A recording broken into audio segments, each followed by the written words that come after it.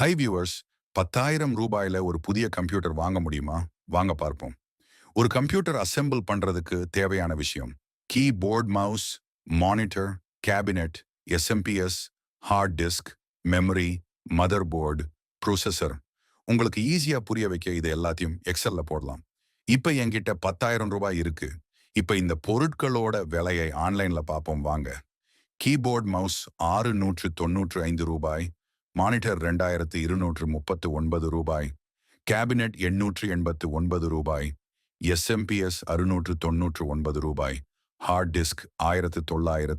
1,949, memory ரூபாய் 1,999. இப்ப என்கிட்ட இருக்க மீதி பணம் ரூ. 1,530 மட்டுமே. ஒரு i3 ப்ராசஸர் விலை மட்டும் ரூபாய் 6,000 7,000 வரையும் வருது. கொஞ்சம் யோசிங்க. என்கிட்ட இருக்க கொஞ்சம் பணத்தை வச்சுக்கிட்டு நான் எப்படி ஒரு மதர் போர்டையும் ப்ராசஸரையும் வாங்க முடியும்? உங்களுக்கு ஒரு உண்மையை சொல்றேன்.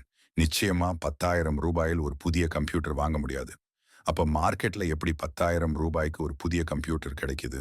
காரணம், ஓல்ட் ஜெனரேஷன் ப்ராசஸர்ஸ் வேண்டான்னு சொல்லி தூக்கி போடப்பட்ட பழைய கம்ப்யூட்டர்கள்ல இருந்து எடுக்கப்பட்ட ப்ராசஸர்ஸுகளை பரிசோதனை செஞ்சு மீண்டும் பேக் செஞ்சு ஓப்பன் மார்க்கெட்லையும் ஆன்லைன்லையும் ரொம்ப குறைந்த விலையில கிடைக்குது.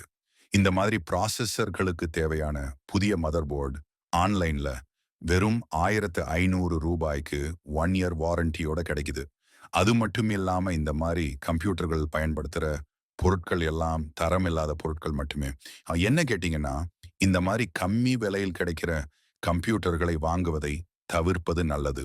உங்களுக்கு ஒரு நல்ல கம்ப்யூட்டர் வேண்டும் என்று நினைச்சீங்கன்னா, உங்களுக்கு தெரிஞ்ச ஒரு நம்பிக்கையான ஷாப்புக்கு போங்க. உங்களுடைய தேவைகளை சொல்லி அதுக்கேற்ற போல ஒரு நல்ல பிசியை சூஸ் பண்ணுங்க. நீங்க இந்த மாதிரி கம்ப்யூட்டர்களை வாங்கியிருக்கீங்களா? உங்களோட அனுபவத்தை கமெண்ட்ல ஷேர் பண்ணுங்க.